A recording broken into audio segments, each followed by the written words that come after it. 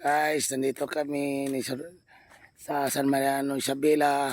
Maaga ng gising survivor. Naglakad-lakad. Kasi nakabiyahe lang kami mula Manila, 8 hours.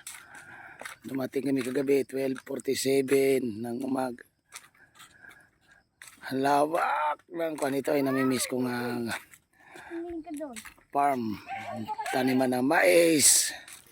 Saging, palay, namimiss ko to kasi ilan years din ako nagtatanim ng mais.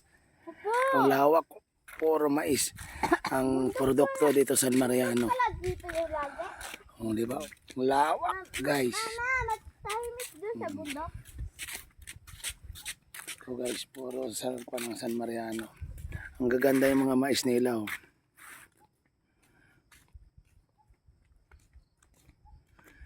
Diba? Ang gaganda ng mais.